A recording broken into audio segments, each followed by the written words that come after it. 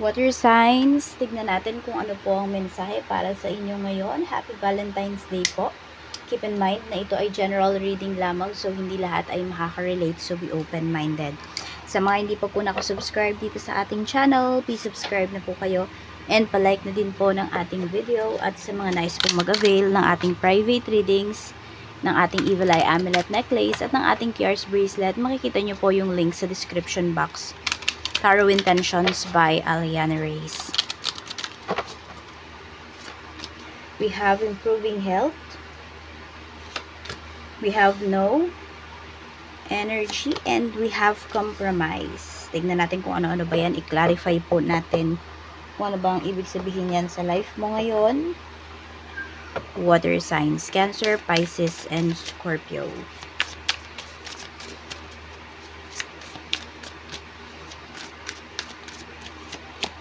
Okay, completed pala yung mga cards natin. We have 4 of Cups.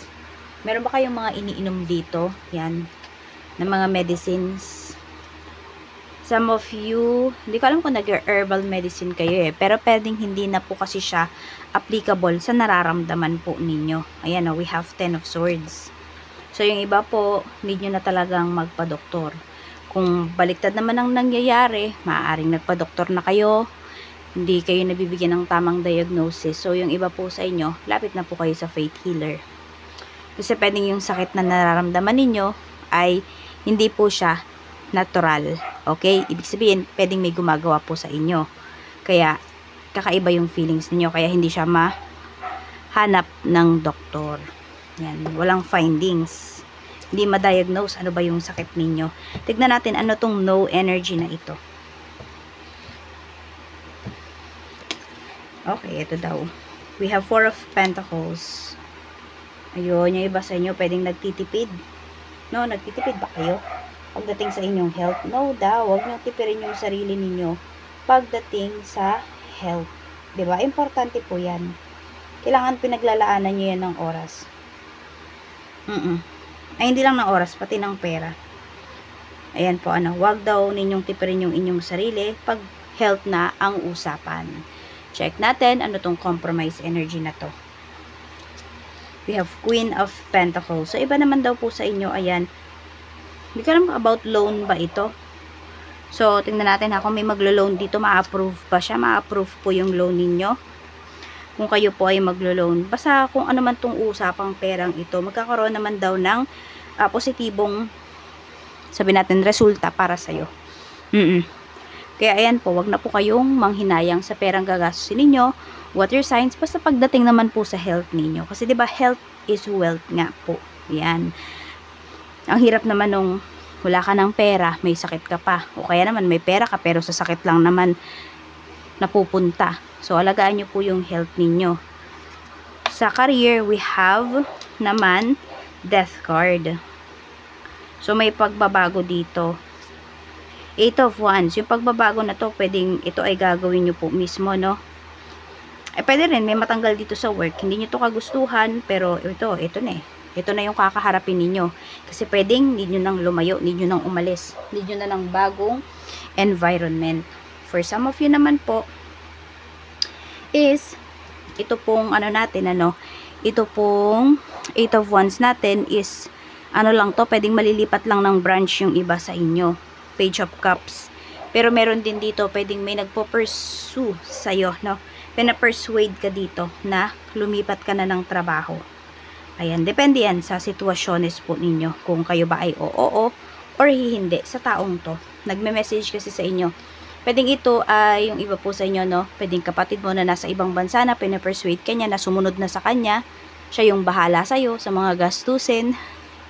Or ang sinasabi dito, sige ipangutang mo muna yung pagpunta mo dito tapos bayaran na lang natin kapag nandito ka na. Unti-unti nating bayaran. So nasa sa inyo po yun. Kung kakagat ba kayo or hindi. Tignan natin ano pa po ang mensahe. Pagdating naman po sa business. Kung may business po kayo, check natin ano ba yung mensahe. 6 of Wands. Ayan, yung mga may business naman dito, wag niyong bibitawan yung business niyo ha. Kasi ayan po, mahirap man daw yung pinagdadaanan ninyo, matagal, pero sulit po yan.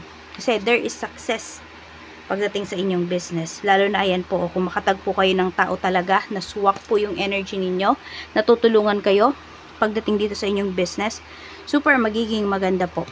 Ayan po, magtatagal yung business ninyo. Tsaka wag daw kayo mapapagod dito na matuto. Yes po, sa business ninyo, araw-araw may matututunan kayo. Araw-araw, 'di ba, may maa-add sa knowledge po ninyo. 9 of Swords. We have 5 of Pentacles. So, yan, 'di ba, sabi ko nga medyo mahirap man yung pagdadaanan ninyo, ay wag kayong susuko. So, ngayong araw kasi na to, pwedeng hindi ganun kasigla yung negosyo ninyo. Depende yan sa binebenta ninyo, ha. Pwedeng hindi kayo, sabihin natin, hindi kayo patok ngayong Valentine's Day. Depende yan sa inyong negosyo. Pero meron naman dito, sobra-sobra puyat naman po kayo dito. Yung iba nga sa inyo, ang pinoproblema ninyo, kulang yung puhunan ninyo. Ayan. Kaya, napapaisip na lang yung iba sa inyo. Kaya nga meron dito, 'di ba? Yung about sa loan na sinasabi ko kanina. Kung ma-approve ba? Ma-approve naman po 'yon. Kaya lang kasi, mas maganda ma-approve sana ito ng, 'di ba, ahead of time. Kasi nga kailangan ninyong gamitin na yung iba sa inyo sa pagnenegosyo. Check po natin pagdating naman sa kaperahan. 5 of Cups. Okay. The Hermit. Tingnan natin. The Emperor. Nanghihinayang kayo dito. We have the Magician. Hindi ko alam kung kung saan mo ba ginastos yung pera na to, pero male energy kasi yung lumalabas dito. So, I don't know, tinulungan mo ba yung kapatid mo, water signs, para makapaghanap siya ng work, pero parang kasing niloko ka lang dito. Or sabihin natin kung ano man yung pinahiram mo, parang hindi na binalik. So, yun, yung iba sa inyo, nalulungkot kayo dito, kasi sana nagastos nyo yung pera nyo, diba? Napaikot nyo sana, lalo na yung iba sa inyo kung may business kayo. Yan. Or meron ba dito, natatapat lagi kayo sa mga karelasyon na hindi pinapahalagahan yung inyo pong financial. Matali kayong magtiwala, meron dito. Ang nangyayari po, pwedeng piniperahan kayo. Mapakarelasyon yan, kaibigan, pamilya. Parang yan lagi ang tingin sa'yo, ATM. Even co-workers, kung meron ka mang napautang dito. So ngayon parang kayo yung nahihirapan, water signs. Kaya stress yung iba sa inyo kaya nagkakasakit. Ayun, yung iba sa inyo, kaya din kayo nagkakasakit. Kasi pwedeng stress po kayo. Meron naman dito nagkakasakit kayo kasi pwedeng naniningil na kayo. So meron dito kinukulam na kayo nung pinautang ninyo. So protect yourself with our Evil Eye Amulet Necklace or Tiaras Bracelet. Gift nyo na po yan sa inyong sarili ngayong Valentine's Day. Tignan natin. Pagdating naman sa love life. Okay, sa love life naman po, spirit guide, tignan natin. Kamusta naman po ang love life ni water signs? Love life po ni water signs. Okay, meron witchcraft, sabi ko sa inyo, meron dito hindi lang ginagayuma, ha, kundi kinukulam din yung iba sa inyo. Lumalabas yan dito. Pwedeng hindi yan about sa kaperahan, pwedeng about sa love life po ninyo. May nasaktan ba kayo dito? Meron ba kayong nireject before? Water signs, ayan po. Someone is hexing. There's a spell. Negativity. Terms. Working out, begging, negotiating. So, meron naman po dito, kung meron mang nanggagayuma sa'yo dito, ay mawawalan din naman po yan ng visa. Kung meron naman dito, pinapakulam ka, pwedeng yung nangungulam sa'yo ay hihinto na. Bakit? Kasi pwedeng hindi na mabayaran nung tao na, kunwari nangutang sa'yo, ganon. Hindi niya na kaya yung ayun, nabibigatan na siya. Siguro napapaisip yung tao na yun sa'yo ngayon. Kasi ang may balik yan pag ng gayuma at saka pag ng ng kulam. So, ayan. So, nakukonsensya na yung tao na yon na nagpakulam sa'yo. Yung nagbabayad pa siya, diba? Sana daw, naisip niya ngayon, sana pala nagbayad na lang siya.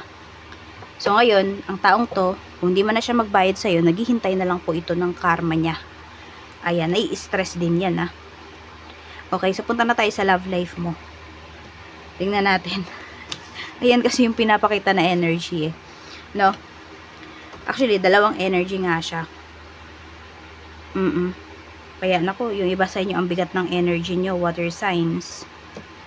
We have the moon. So, may confusion, tignan mo. Dahil nga iba sa inyo, nagagayuma kayo, nako-confuse kayo.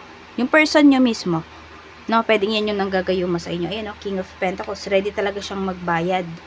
Meron po dito, ha, sa panggagayuma sa inyo. We have the Sun. Tingnan natin. The Tower. Hindi rin magtatagal yung panggagayuma niyan sa'yo. Okay, kasi pwedeng perahan siya nung tao na binabayaran niya. Ayan, yung gumagawa. Judgment. Hihinto rin yung tao na yan. Pero, yun lang, hindi tayo sure kapag huminto na ba yung tao na yan, na-fall ka na ba sa taong yan, or wala ka na talagang mafe-feel sa kanya na kahit na ano, yung parang bang sinampal ka, tapos parang nagising ka sa katotohanan. Pwedeng ganun yung maramdaman ng iba sa inyo. Water signs. Yung iba naman sa inyo, could be na-fall na kayo doon ng totoo sa tao. Yun. May ganun naman kasi, pag na-fall na talaga kayo, may bisa na yung yung gayuma. Hindi na kailangan niyang ulit-ulitin. Hindi nyo na lang alagaan yung person nyo. Or alagaan kayo ng person ninyo. The other way around, no? So, ayan po ang mensahe para sa'yo ngayong araw. Tignan natin. We have GPS. Meron tayong 8 of Pentacles. Someone is working here.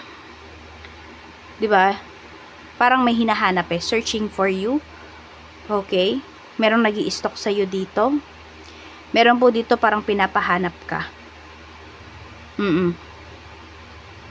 Ayan, may nagtatago ba dito? Water signs?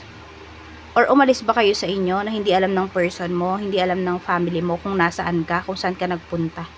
Baka may ma-post pa dito sa social media at akalain na nawawala. Pero yun talaga, umalis lang po talaga kayo.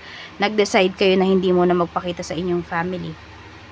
So, yan lang po yung mensahe para sa'yo. Water signs, maraming salamat. More blessings to come and happy Valentine's Day po. Ingat kayo, ha, sa mga manggagayuma sa inyo at sa mga mangkukulam sa inyo. Kaya ayan po ang inyong proteksyon, ang ating Evil Eye Amulet Necklace at ang ating Tears Bracelet. DM na lang po kayo if interested kayo.